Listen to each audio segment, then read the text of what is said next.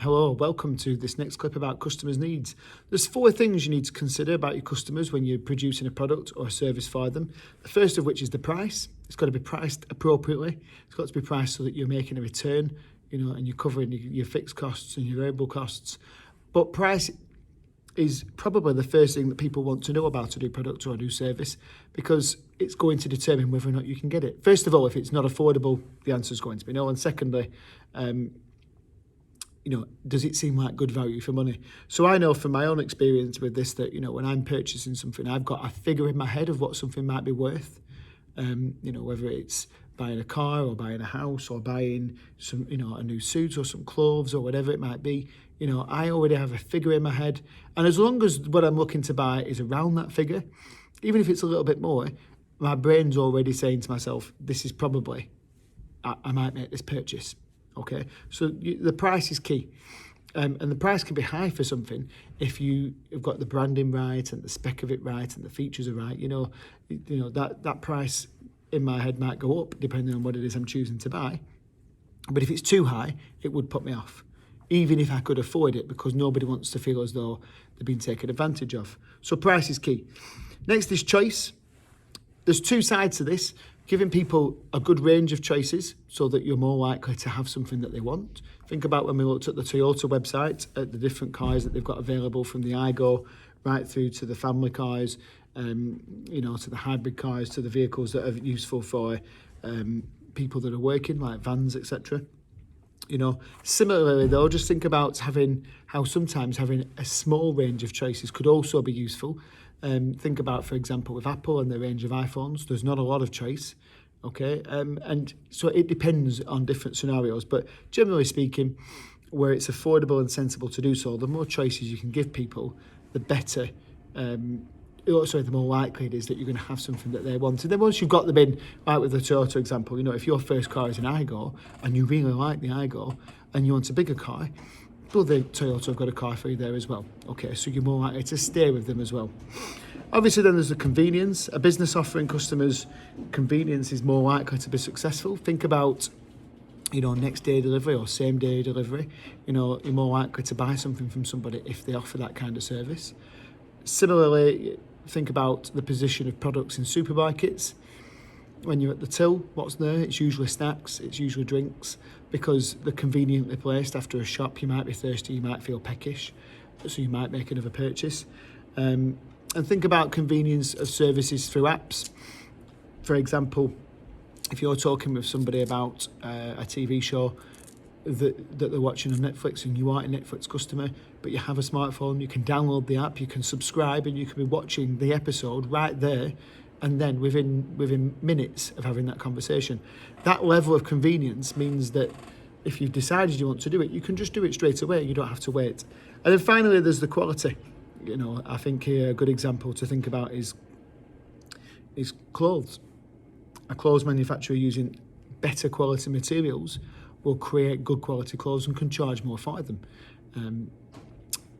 We can talk about and think about the quality of the school uniforms that you wear. Some people say that they're not great quality and that they probably, and maybe that's because the materials aren't the best quality materials available, or maybe the finish, the way that they're stitched together, it's not the best quality of workmanship that's done there as well. So those 4 things are really important. You've got to consider the price, the choice, the convenience and the quality. And the best companies are the ones that get all 4 of those things right. And they're more likely to be successful. Now, obviously, a business can't treat all of its customers in the same way. Customers with similar needs will be influenced in different ways due to, maybe the personal circumstances and, their sort of characteristics. And so a good business needs to understand the differing needs of its customers so that it can continue to generate sales and to survive. So some things you might need to consider here are family needs. So customers with children will have different needs from a couple with no children. Go back to the car. Toyota have a car that's great for people. Well, let's talk about Mazda for a minute. Mazda have got 2-seater sports cars. So, they've got cars aimed at younger people. They've got cars aimed at people with no children. They've got cars aimed at people with children. So they're catering for those different personal circumstances. Maybe it's financial needs. People with different incomes will choose to buy products and services at different price points. So a good company will offer lots of different price points. Think about Sky TV. There's an entry level price point around the £20 to £30 a month mark. And if you max everything out, you can be paying over £100 a month. But there's an option there. So everybody can have Sky TV, but they're all going to have a slightly different version of it depending on their financial capabilities. Think about personal tastes and preferences. All customers have got personal preferences based on style, colour, function, personal taste. So think about, for example, fashionable items here. You think about the Apple Watch. There's an array of different types of watch band, from the sporty, sort of slightly plasticky feeling one that's really durable and is great for people that are getting involved in any sort of sport. There are metal watch bands that are much more sophisticated and more like a traditional watch band. And there's all sorts of different ones in between. So you can choose based on your personal taste and preference. So think about the iPhone 11 with the range of colours, so that there's one there that caters for your personal tastes and your preferences. And then obviously the other thing you might need to consider are people's emotional needs. Some customers may have strong emotional connections to certain brands and products. Some people might purchase a particular brand or a particular product because of a great experience that they had, or because of someone that they respect and know who buys it as well. And so really, as a successful business, you've got to be able to understand your target market and your different customers within that and their different needs, and start to try and cater for those. And I'll just try and put that into perspective a little bit and make sense of it. We've talked about in class the iPhone, and we've used that as an example many times, but the way that it's advertised, shows this understanding of customers. Some of the advertisements will show, advertising the camera, and the video functionality will show family orientated scenes, birthdays and celebrations and things like that, showing potential customers what they might use their product for. At the same time, the way that the advertisement is crafted, it shows the different colours of the phone. So you might see lots of different iPhones in different scenes of the advertisement, showing all of the different colour schemes that are available. Then, if you've decided you're going to buy one, Apple will cater for you for different financial needs by selling slightly older models at lower price points, right through to the very latest, best one at the highest price point.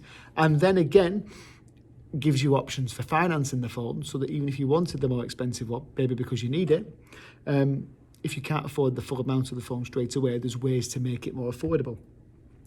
And then, as well as all of that, they then create that emotional connection through the type of imagery that they use in the adverts, showing people having fun, creating memories, having a nice time using their technology.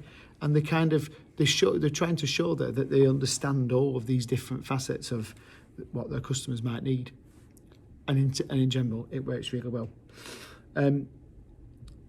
So obviously, that's just one example. A customer's needs will differ for different types of products. In some cases, the right price may be more important than choice.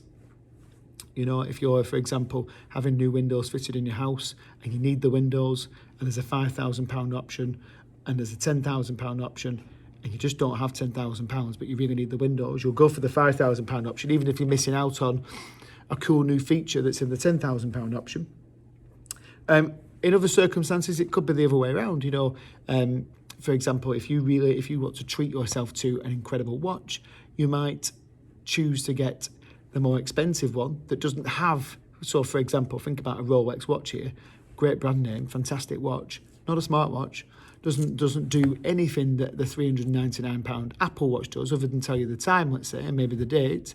But you might choose to pay a significant amount for that watch because of what it stands for and its prestigious brand and all of that kind of thing.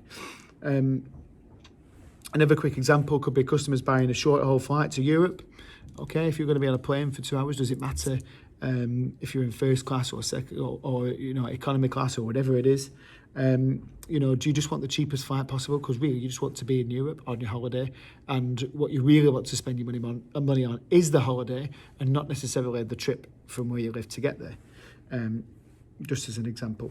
So this slightly longer video than normal here talks about two different types of customer needs. We've talked about those meeting the customer's needs on price, choice, convenience and quality, and then understanding the customers based on their family needs, their personal tastes and preferences, the financial needs and their emotional needs.